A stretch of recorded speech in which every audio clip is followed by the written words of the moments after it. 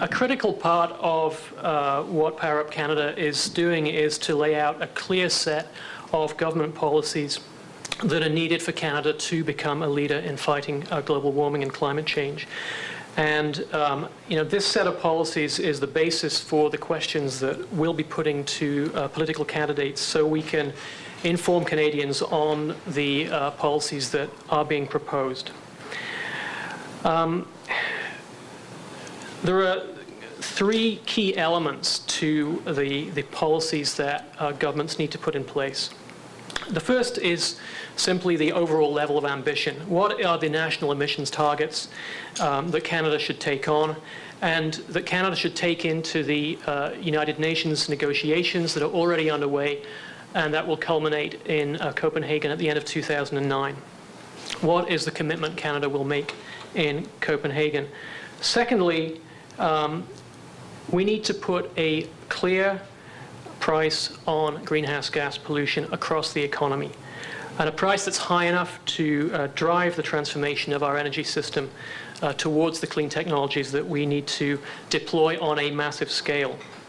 And thirdly, we need a massive scale-up of government efforts in terms of regulations and investments in the areas that don't necessarily respond very strongly to that carbon price in the economy. That massive scale-up of regulations and investments needs to be at a level that allows us to meet the overall level of ambition, the overall national emissions target. So just to elaborate very briefly on those three elements, we believe that Canada's overall level of ambition needs to be in line with science. The international climate science community has been very clear that we need to limit global warming to at most 2 degrees Celsius in average terms if we're going to have a chance of avoiding the worst impacts globally of climate change. For industrialized countries, that means substantial cuts in emissions below historical levels by 2020. For Canada, that works out as a target of 450 million tons, no more, for Canada's net emissions in 2020.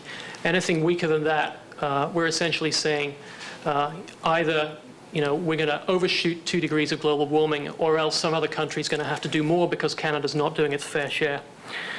On the question of putting a price on emissions, there's really an expert consensus, very broad now. Bodies like the National Roundtable on the Environment and the Economy, the Conference Board of Canada, the Canadian Council of Chief Executives, and many others have made clear that we have to have a clear price on emissions. And the prices that we're advocating are very much informed by work done by the National Roundtable, which is the Federal Environment Minister's official advisor on these issues. And thirdly, in the area of laws and investments, we need to be putting in place world-class policies. For example, at least matching California's standards for clean cars, matching the United Kingdom's mandate for all new homes to be carbon neutral by 2016, matching the kind of investments that Germany has made in renewable energy. So as I mentioned, this set of policies is the basis for the series of questions that we'll be putting to candidates, and those questions are spelled out in the background that is in your press kit. Ross Mayont from CARP. It's great to be here, and I can't think of a more important initiative for CARP, which has a membership of about 350,000 Canadians, 45 plus, or as Moses Znaimer, our executive director, likes to refer to us as Zoomers. And there's a few of you in the room.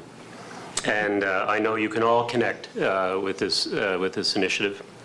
Congratulations, supporter, for taking the leadership.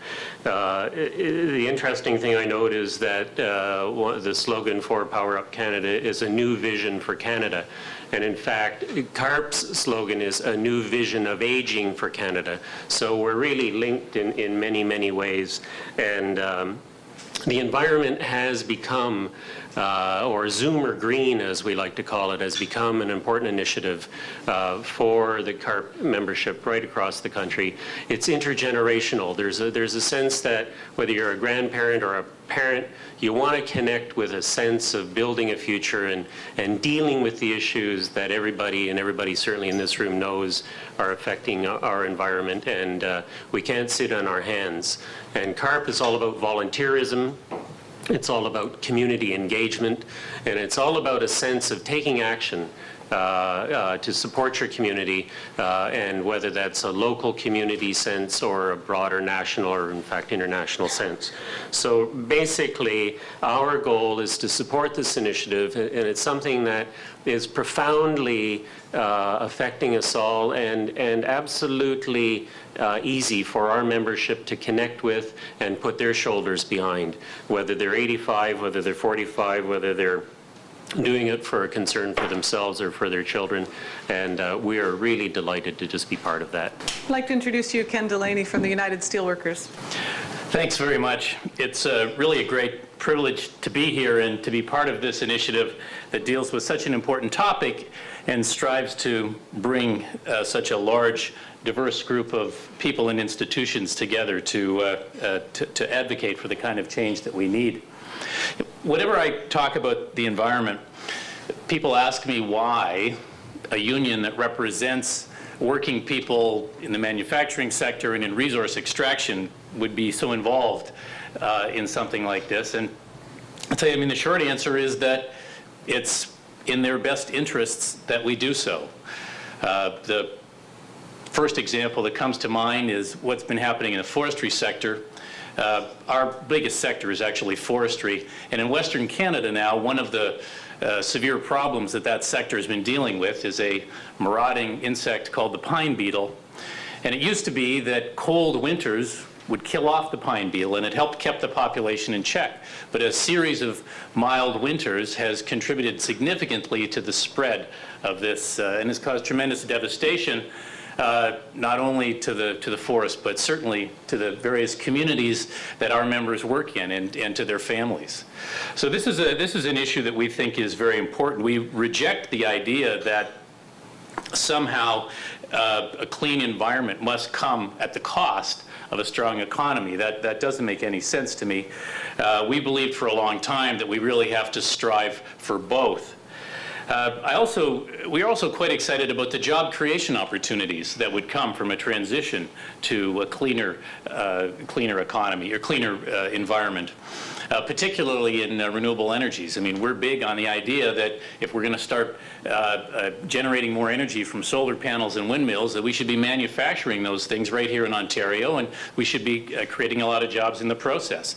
Building the kind of infrastructure that we need, better public transit, retrofitting buildings, all of these things can lead to tremendous job opportunities, and that's one of the reasons why we're so interested in this.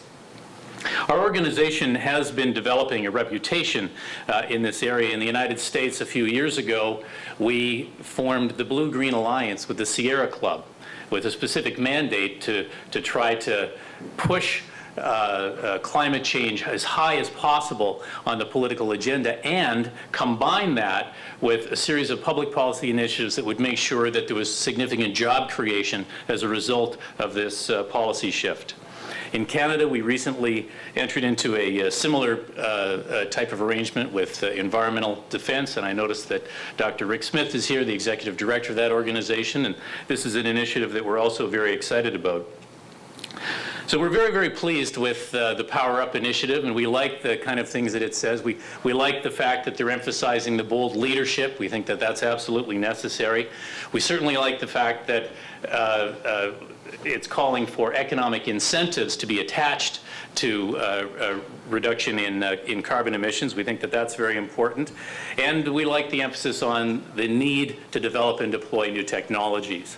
And I'd like to, as the union person in the room, I'd like to add a couple of things to that. I think we also need programs that will incent manufacturers to start making these products here, and maybe procurement policies to make sure that they are made here. And we probably have to do something at the border dealing with trade when we're trading with nations where they don't put any price on carbon.